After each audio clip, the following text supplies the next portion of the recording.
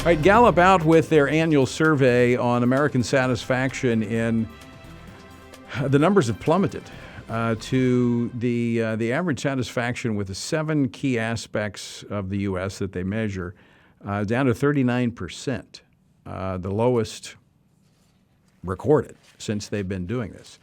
Now, what's interesting is what's driving the plummet. Now, most of the categories decreased, but some really decreased. And it depends on which side of the political aisle you sit, whether you're Republican or Democrat. Leading the way for Democrats, in part, was organized religion. They don't like organized religion. But leading the way for Republicans, quite significant, because this is something that historically Republicans have been aligned with business, if you will. Well, Republican satisfaction with the size and influence of major corporations plummeted 26 points from last year to a record low of 31%. That's huge. What is driving that? Well, to talk about it, Justin Danhof, General Counsel for the National Center for Public Policy Research. Justin, welcome back to Washington Watch. Hey, Tony, thanks so much. It's always nice to talk with you.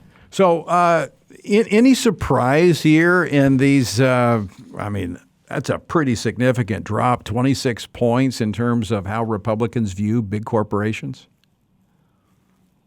Well, my only surprise is that it took Republicans and conservatives this long to wake up, to realize that corporate America and large businesses are now steadily aligned with the political left on nearly any single category you can think of, but specifically when it comes to culture. You know, cultural conservatives, religious conservatives, corporations are on the opposite side of every issue that you hold dear. Many of them fund Planned Parenthood. Many of them oppose religious freedom, and not just vocally, but in the courts, legally fighting against your religious freedom issues. And so, as you know, I've been in this battle for a decade trying to educate both the grass tops and the grassroots to the corruption of the corporate culture that's been going on. And it's, goes back more than a decade, of course. But yeah, the only shock to me is that it took conservatives this long to wake up. But last year, there were so many compelling storylines that conservatives just couldn't look away from, right? Yeah. When Black Lives Matter was burning Portland, was burning Minneapolis, Amazon and Pepsi were sending the Black Lives Matter organization massive checks. You can't look away from that. And this cultural corruption is made even more hypocritical by the moralizing. I think that's what a lot of Americans just found so unpalatable, right? That Disney and Apple will moralize, and these are godless, soulless corporations, by the way, that are trying to dictate morality here in the United States by saying that this is a white supremacist nation, that our institutions are founded on white supremacy, that we all must bend our knees to Black Lives Matter. Yet the hypocrisy is just smacks you in the face, because these companies, of course, all do business with the communists in China, where, in the Xinjiang province, of course, we have slave labor that is in the supply chains of many of these same companies, including companies like Nike. Right, exactly. I mean, you got Apple, Nike, and other major companies that are implicated in this forced labor of Uyghur Muslims in China. But here in this country, they are, as you say, moralizing over Black Lives Matter and trying to school conservatives on these justice justice issues. Now, I'm going to go back because you pointed out that they're moralizing on these issues, and they're getting involved in these social policy issues, and of course they're on the other side from conservatives. Last on the list of satisfaction for conservatives was the moral and ethical climate of America, which was at only 17% said that was satisfactory. And then when you tie the corporate America to that, because they're the ones driving it so low, it is no wonder.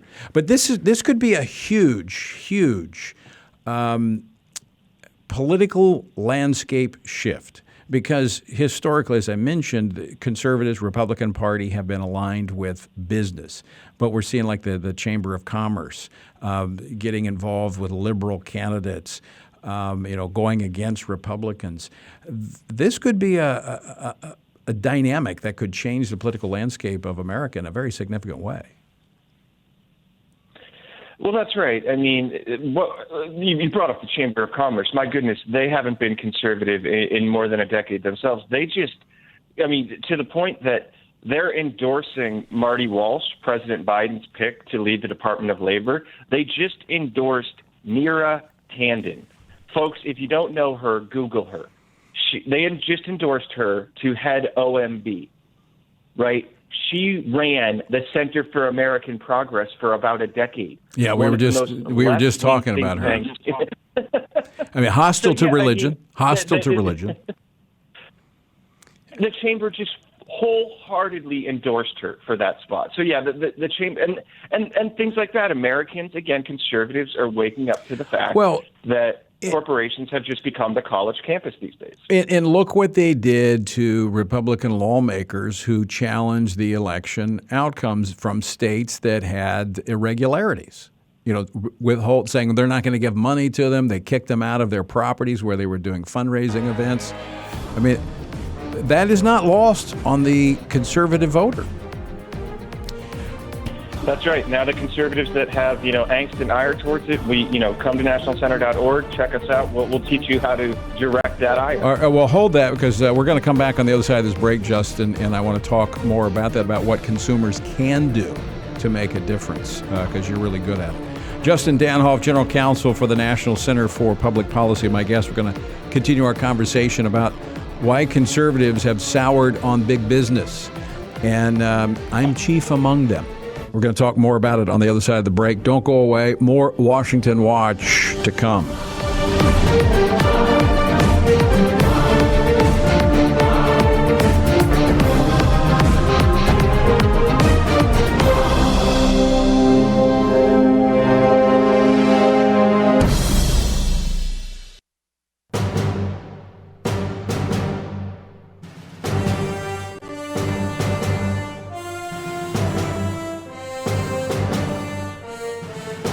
Welcome back to Washington Watch. I'm your host, Tony Perkins. So good to have you with us. The website, tonyperkins.com.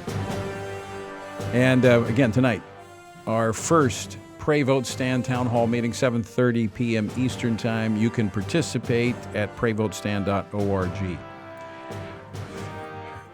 All right, Justin Danhof, my guest, talking about the drop of satisfaction among Americans for corporate America, primarily among Republicans, dropping 26 points to 31% of Americans approve, or 31% approval rating, or satisfaction, I should say, among Republican voters. Not surprising, Justin, but before we get into kind of what you can do, what the consumer can do, your thoughts, this is along the same lines, because I think professional sports has gone the same way as corporate America. I mean, really, they are part of corporate America. But the Dallas Mavericks ceasing the national anthem, I mean, how far will they go? Yeah, that's just incredible what Mark Cuban announced. I guess I guess they could go so far as to play, the Chinese national anthem. Well, that's apparently who they're bowing to. They might as well. That's right.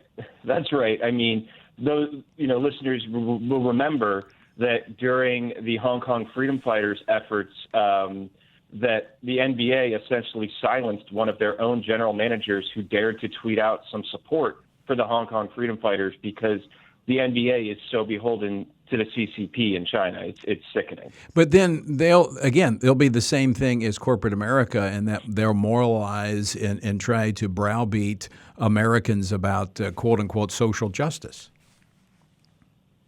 Well, that's right. I mean, if anybody could stomach, the 30 to 45 minutes leading up to the Super Bowl, you'll now know why the Super Bowl had its lowest ratings in decades, right? Because all of the commercials, the black playing of the black national anthem, which I don't object to, but just the way in which they posture everything these days.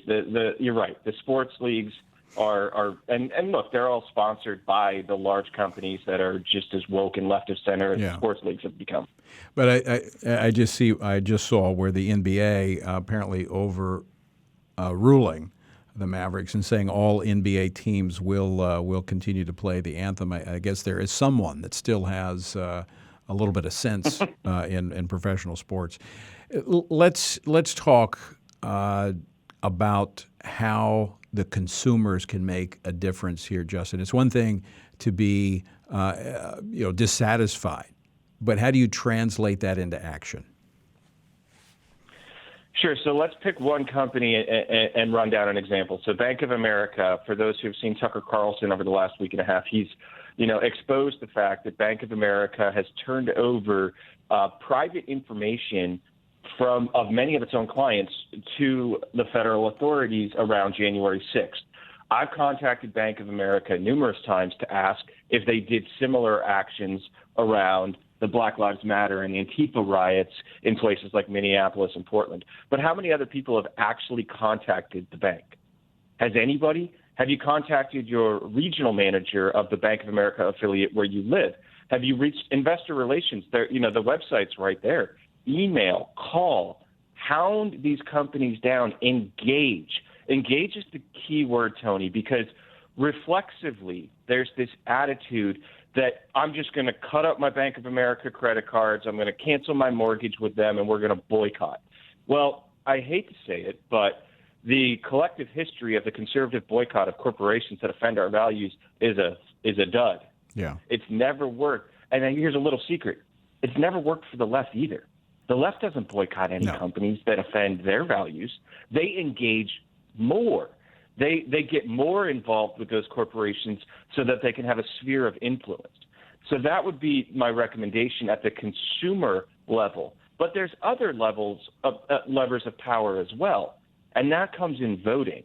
There's shareholder votes at every publicly traded company every year, and board members are a key aspect of this. Every board member is up for a vote each year at the annual shareholder meeting. Al Gore, for example, let's pick one board member. Al Gore is a board member of Apple. I don't know if many folks know that. He's been a board member for more than a decade.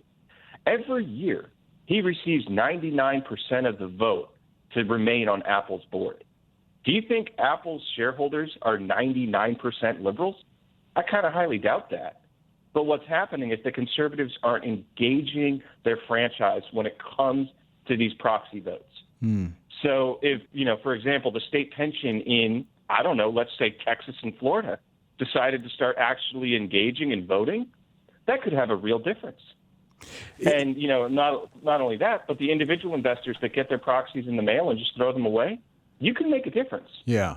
The main thing is his vote doesn't need to drop down to 40. You just need to engage the vote. Yeah, the main thing is not to be silent. No, don't be, just get upset and go away. Get upset and say something. We need to give voice to the values that we care about if we want to protect those values. Absolutely. Justin Danhof, thanks so much for joining us. Always good to talk with you, and great work over there at the National Center for Public Policy. Thanks, Tony. God bless.